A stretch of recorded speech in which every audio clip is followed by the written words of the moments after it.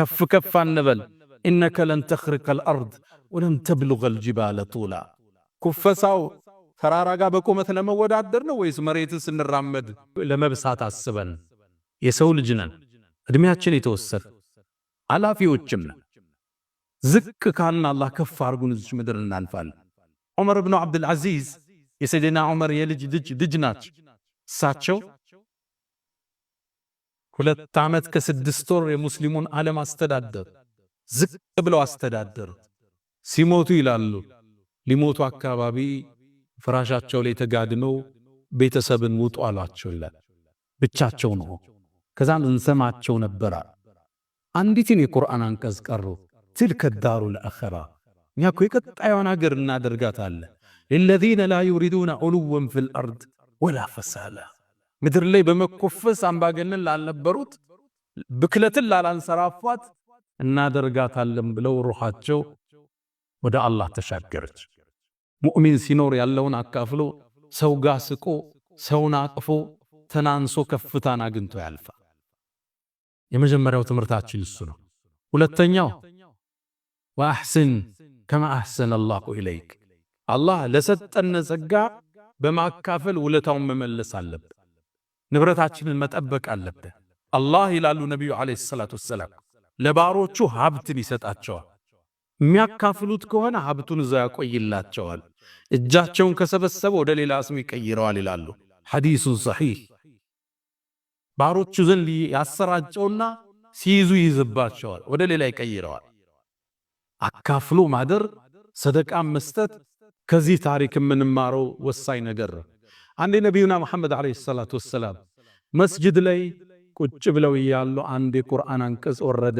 ለን ተናሉል ቢራ ሐታ ቱንፊቁ ሚማ ትሕቡን እናንተ እኮ ጀነትን የመልካም ሥራ ምንዳችሁን አታገኙም ይላል አንቀጹ። ሐታ ቱንፊቁ ሚማ ትሕቡን ከምትወዱት ነገር እስክትሰጡ ድረስ ይላል።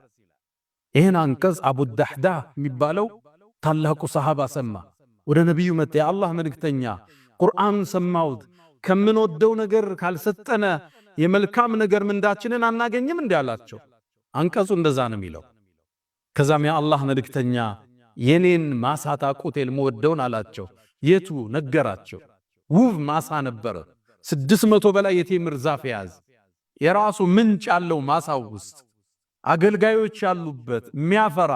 ነቢዩም አለይሂ ሰላቱ ወሰላም እዛ ማሳ እየገቡ ውሃ ይጠጡ ነበር። ውሃውም ጣፋጭ ነው ብለው የተናገሩለት ማሳ ነበረው። የአላህ መልእክተኛ እምወደው ንብረቴ ነው ለአላህ ሰጥቻቸዋለሁ አለ።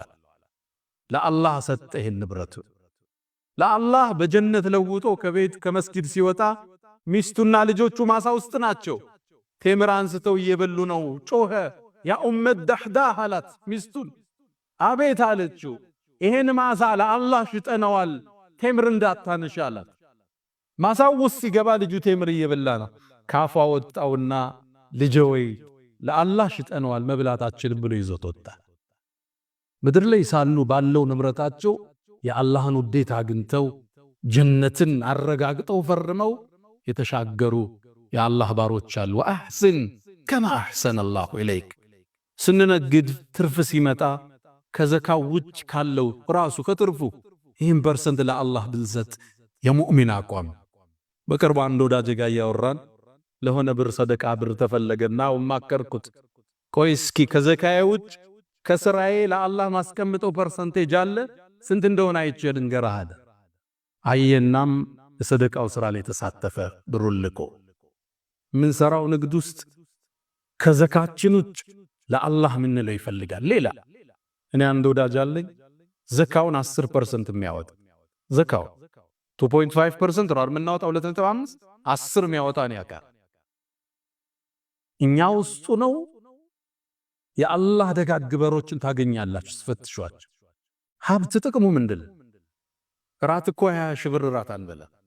ትንሽ ካዝከው በኋላ ልታካፍለው ብቻ ለሌላው ልትኖርለት ብቻ